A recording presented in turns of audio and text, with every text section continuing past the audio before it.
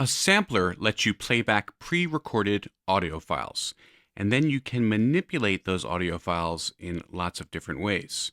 Now, Reason has two samplers, the NN19 and its big brother, the NNXT.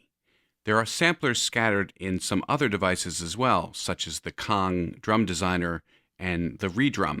We'll look at those later. Right now, we're going to take a look at the NN19. Now, it's important to understand that when I load a patch for the NN19, it loads in all of the audio samples and all of the settings that surround those samples. So let's do that now. We'll open up our patch browser and we'll load in a Farsafa organ. Now, all of these settings, including the audio files, have been brought in just by loading in that one patch. But of course, we can build our own sampled instruments, and we'll do that now. Let's initialize the patch so we clear out everything. And we will now load, instead of a whole patch, we will load a single audio file. We'll browse for a sample. And in my orchestra sound bank, under harp, we'll load this glissando. Now you'll notice it's been mapped to the entire keyboard. That's what this colored bar means. All the way from C-2 to G8.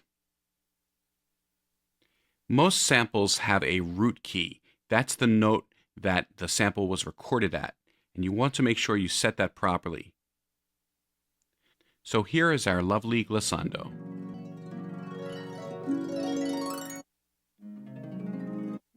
Now notice as I play other keys, the NN19 automatically transposes the glissando, and it doesn't sound very realistic the further you get away from that root key C3. Now, of course, you can do a lot more with the sampler than just load in an audio file. For example, we can define different zones, and a zone can be defined by choosing Split Key Zone from the context menu, or by option clicking above the keyboard.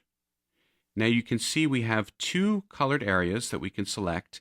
A zone simply allows you to specify a sample that fills that zone or gets played back in that zone, and a low and high key range for that zone. So let's load in another sample.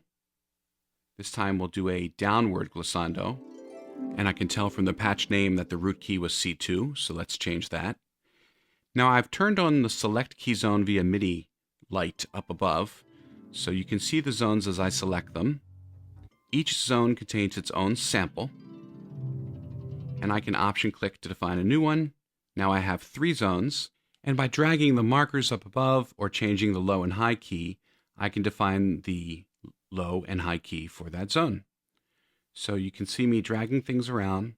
I can dial in one of the samples I've already loaded, so that's the way I can switch which samples go with which zones. And now I have 2 samples, but I have 3 zones, so we need to load a new sample in that 3rd zone. And this time we'll pick, let's say, a diminished harp glissando. So now 3 zones. In my middle zone, I play the upward glissando. Lower zone, I play the downward. Upper zone, diminished. By the way, you can audition any note by holding down the Option key and just clicking on the virtual keyboard.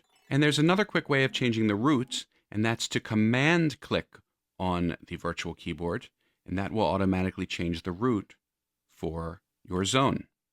You can change the tuning, you can change the level, you can even decide to loop a zone forward or forward and backward.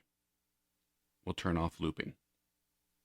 So that's a quick look at setting up a bunch of different zones, each with its own sample. Now let me show you something else. We'll initialize the patch again, and this time I want a normal harp that goes across the keyboard. I have here a lot of harp samples that have been recorded at different root keys, which we can tell from the names, and I'm just going to select them all and load them in. And watch what happens. It maps all of them across the entire keyboard. Well, that's not very helpful, is it? So what we can do is right-click and choose Auto Map Samples. And the NN19 will map each of those samples according to what it thinks is their root key. And in this case, it did it pretty well. So now as I play across the keyboard, it will select the right sample from the right zone. With some effects, that'll be a very nice harp. Now I have lots of controls for these sampled instruments. I can control the oscillator, the pitch, and other things. I can control the amplitude envelope. I can add a filter and have a filter envelope. I can add an LFO. And I have controls over the velocity, the mod wheel, and even some MIDI controllers like breath and aftertouch. And all of those controls will affect all of my audio samples.